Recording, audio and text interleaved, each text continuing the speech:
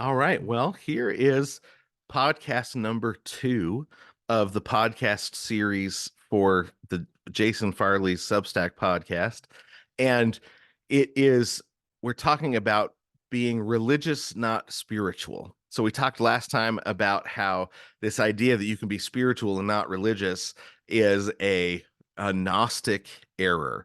And the Gnostic error is an error where the on historic Gnosticism, it equated ontology in economy. It equated what kind of being we are with what kind of position that we held in society, and that error ends up causing all sorts of problems, and that it's really the most common philosophical error, the most common anti-Christian assumption that you run into, whether it's Marxism, egalitarianism, now the new different supremacist movements, the new different you know um people saying, well, here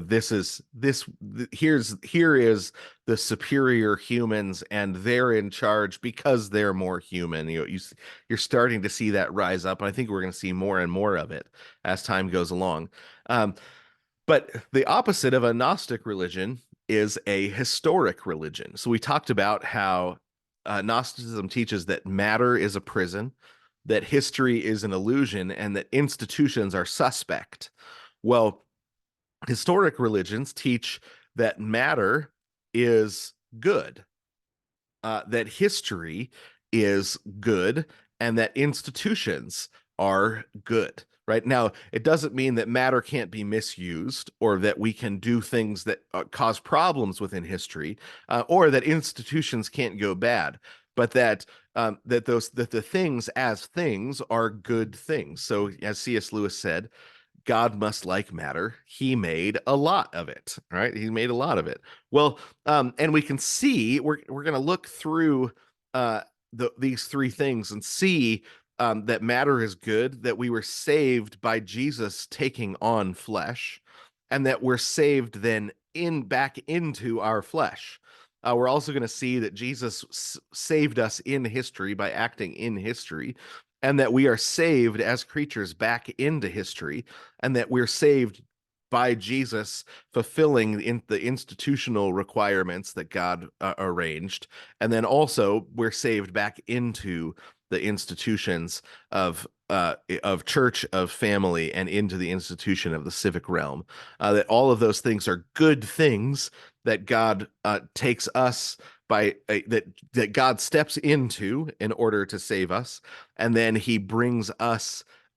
He saves us out of a false use of those into the proper use. So I wanted to start by talking about how that we have to understand that matter is good. When we look at how Jesus actually saved us through his flesh, right, by taking on flesh. Because if you think about the wild how wild of a mystery and how wild of a miracle it is that Jesus is born of a virgin, right? That Jesus is he takes on flesh just like ours, but without sin, right? He's born of a virgin. He's like us in every way, facing and conquering every temptation. Uh, and in his flesh, he can become like us so that he can become a second Adam. One of the things you starting when Gnosticism starts taking hold, you start having people say things like, well, is the virgin birth really a part of the gospel? Is it something you really have to believe and know and understand um, to to be saved, or is it not really? I mean, is it an extra thing that can be added on? That's a Gnostic approach, because the question they're asking is, what things do I need to believe to be saved? But the question of the virgin birth, it answers, what did God have to do so that I could be saved? Right? It's not a question of, do I have to believe if Jesus was born of a virgin or not? God had to send a man born of a virgin to be able to save us. And that's because we are we are descendants of Adam and Eve, right? We are physical descendants of Adam and Eve. And because of Adam's sin in the garden, because he ate the fruit of the knowledge of good and evil, death took hold of the human race. And so that death, that curse, that sin is passed on from generation to generation through our flesh. Right? Our father, who uh, impregnated our mother, brings that curse with him into our relationship. That curse, we inherit that curse of sin because Adam sinned in the garden as the representative of the entire human race. Right? So we inherit the effect of that sin, we inherit the curse of that sin, we inherit the official broken relationship between us and God. We inherit we inherit our whole being is affected by sin, right? We inherit the bad habits, the leaning towards sin. We inherit. I mean, this doctrine is called the doctrine of original sin, and it's not because. So the doctrine of original sin means that the original sin, the first sin that Adam committed, continues to affect us, right? That we are born separated from God. Uh, we are actually in the womb separated from God because of the sin of Adam, right? That the human race was moved out of its relationship with God into an animosity with God. We're born under the wrath of God because of that. Jesus does not have a human father that is a descendant of Adam. So he doesn't inherit original sin. He doesn't inherit from his father. He does not inherit the broken relationship with God. He's born of a virgin, so he inherits his humanity. Right? He's got the humanity of of that's just like ours. He's got flesh just like ours, but he doesn't have a covenantal connection back to Adam. So the virgin birth, it's not a question of do I need to believe it if the virgin birth to be a real Christian or not. The question is, does Jesus have to be born of a virgin for my salvation to have been secured? And the answer is yes, absolutely. He became like us in every way, but without sin, without inheriting sin, without committing sin. He fulfilled the law perfectly in every way. And he faces and conquers every temptation. But because he has flesh like ours, his flesh can actually carry the curses of humanity. So he takes every curse onto himself in his flesh, becoming sin, Paul tells us, right? He becomes sin and he dies on the cross. He swallows every curse because he has flesh like ours. He nails those curses and every accusation that could be leveled against us to the cross. He buries them in the tomb because he's able to take them into and onto his flesh.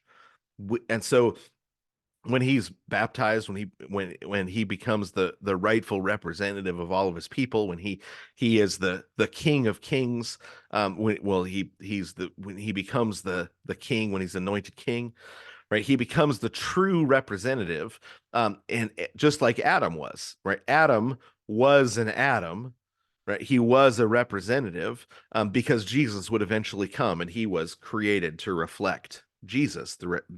So he, and so then he can take all of that onto himself because he took on our flesh, but without sin.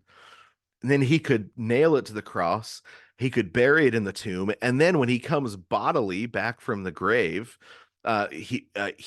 his flesh, we're told in Hebrews, then becomes the doorway back into God's presence.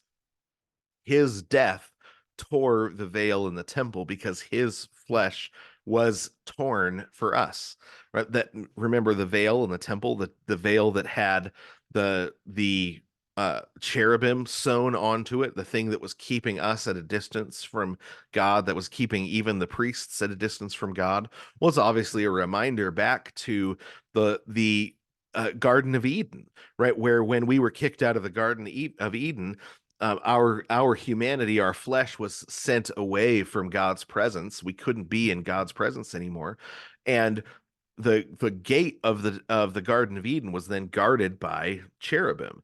Well, the cherubim on the veil of the temple reminded us of that and represented to us the distance that was still there between us and God.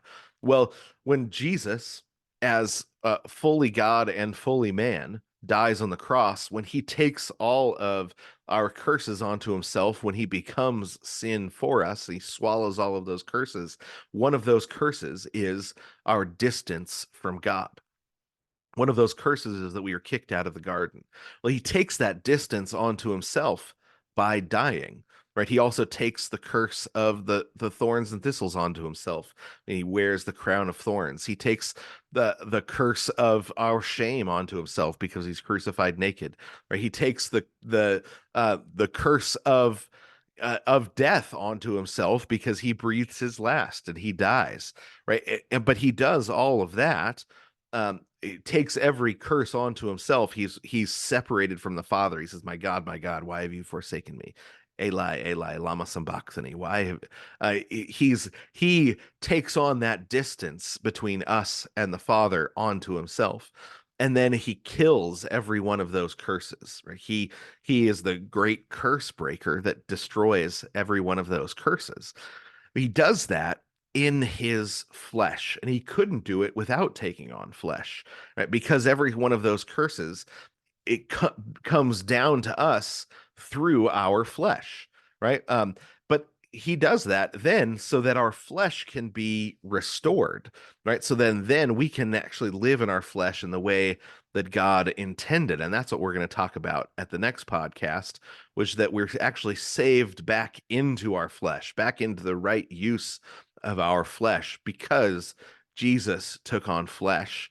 And our flesh is not a prison to us the way the Gnostics teach. Instead, our flesh is the means of salvation. So, part 2 of religious, not spiritual, and come back tomorrow for part 3.